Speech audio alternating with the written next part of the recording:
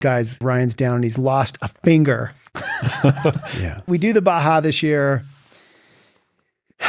We have the usual problems. There's bike problems. There's mechanical problems. We're running 3 bikes this year. There's a fast bike, and then there's Merrill's Ironman. Then there's a pace bike to go with Merrill and chit chat with Merrill and keep him from hallucinating. Give him life advice.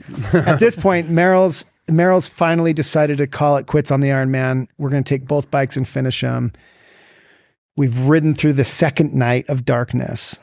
Ryan is paired up with Daryl at this point to do the toughest part of the course, like the pro loop, come down, fast washes on the way out of the pro loop, and pick us up there, Ryan.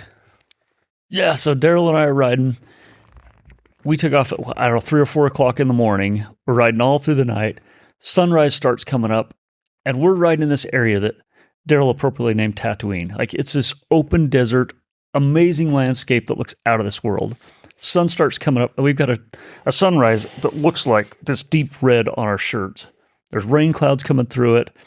And Daryl and I are talking like, I'm almost getting choked up. I'm like, Daryl, this is the most magical experience ever. Like, how cool is this that we're out here? We're doing this again, and we're clipping along. We're picking up the pace.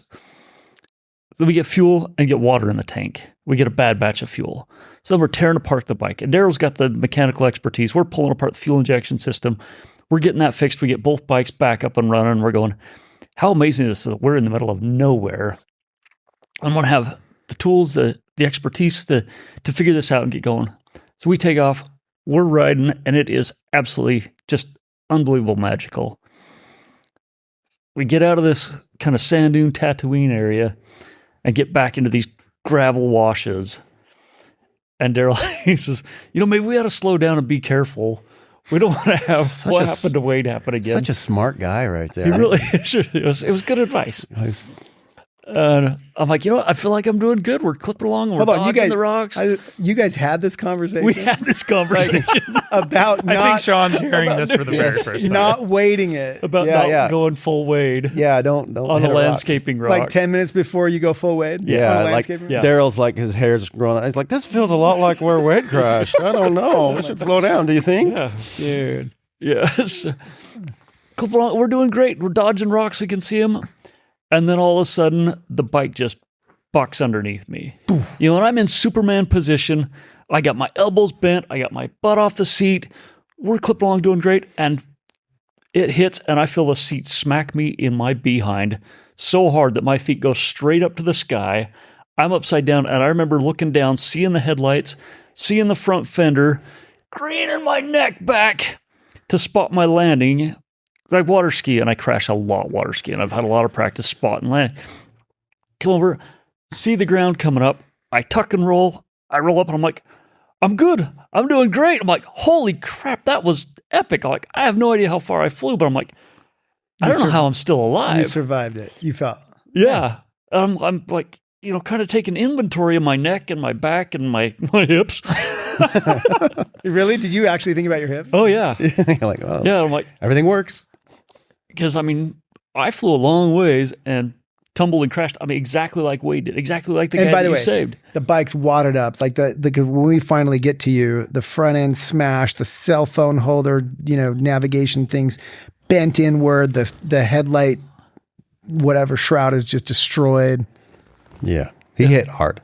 Yeah. So I come up and I'm like, I'm still here. I didn't lose consciousness. I'm like, remembering that flight was so amazing. So positive. So I come up and I'm of course covered in dust and I'm banged up. I reach up to adjust my helmet. And so I just grabbed the face mask there to kind of adjust my helmet. And I noticed my gloves are torn up. And I'm like, oh, dang it. I tore my gloves. And then I noticed my gloves swinging like a pendulum under my hand. And I'm like, that's weird. Dude, that's weird. So I rolled my hand backwards, and I'm like, oh, shit. Oh. Like, I got bones sticking out of my hand. Yeah. And I'm thinking, I'm going to bleed to death out here. I remember when my older sister, when she was a teenager, cleaning a shower with a glass cup.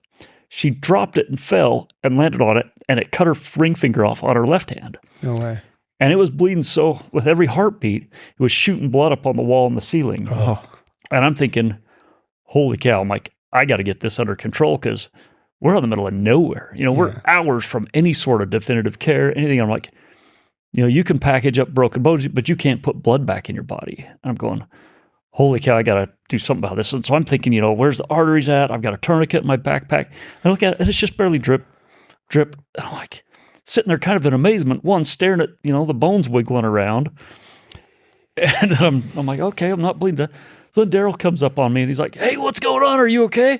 I'm like, better get my backpack, get the first aid kit. Oh my gosh. And all of a sudden you see, he realizes that, I've got body parts literally ripped off of me. Did you get lightheaded or queasy at all? I think I had enough of an adrenaline rush that like the pain didn't quite hit until just shortly after Daryl pulled out the gauze and we started like, I'm dripping water on it from my drinking straw and he's got gauze and he's like, hang on, this is going to hurt, but we got to do this. Did it hurt? It hurt like a lot of bad words. But I think I only said a couple of them. So you got the glove off and the finger's in the glove, right? Yeah, the glove is literally like hanging in the, and Daryl gets it cleaned up. I start wrapping it up, and then I realize, like, okay, I'm not going to die. We're okay. And Daryl, he's on the sat phone calling in for help. By the way, hold on. Let me interject because you painted this picture of this beautiful sunrise. You're riding in flow state. You're ripping along. When that call came through, I was over there like making a video or something. And it was the most beautiful double rainbow like I've ever seen. Tequila sunrise, classic Mexico. Yeah.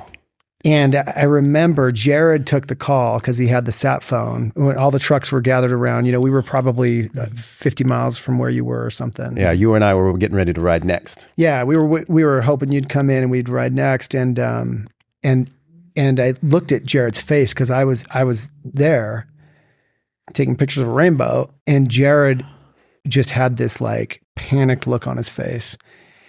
And when he kind of set the phone down and, to his side and started, saying, guys, Ryan's down and he's lost a finger. Yeah. I'm like, my stomach just drops because I'm thinking, what does that even mean? Like, I'm wondering about bleeding out. I'm wondering about like your future. I mean, this is a life altering event a little bit. I mean, or maybe a lot, but you skipped the part in the middle of that life altering event. Somehow you had the presence of, before you wrapped with gauze, in fairness, I had the video evidence. Daryl's playing with the finger, like making like a puppet show with your like Skeletor hand. You left that part out. Yeah. Well, you didn't know if that was safe for the viewers at home. Well, whether we showed or not, dude, this. Oh, you definitely got to at least do some sort of edited version of it because that was like the most epic part of the whole.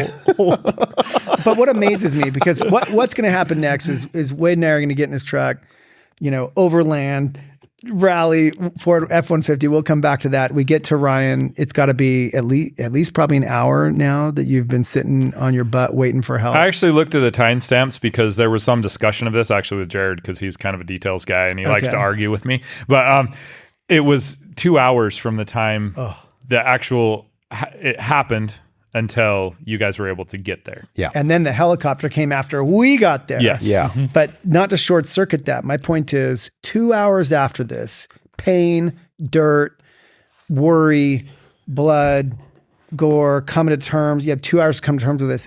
And from the moment it happened, apparently, because of the video evidence, to that 2 hours, to the time I finally show up maybe 10 hours later in San Diego looking at you getting finally stitched up.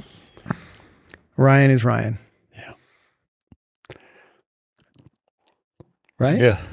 Ryan's just Ryan. Yeah. Like, Super cool, super chill, super happy and relaxed and a little intense about, some of the things that are happening. But Ryan, you're pretty amazing, man. There is this a Shawnism from the original book, Let Me Save You, 25 Years, all that, that crosses my mind almost on a daily basis when I find myself getting full of angst over anything. Stay cool and be kind. And I talk about it, in that little Shawnism, like it's a superpower.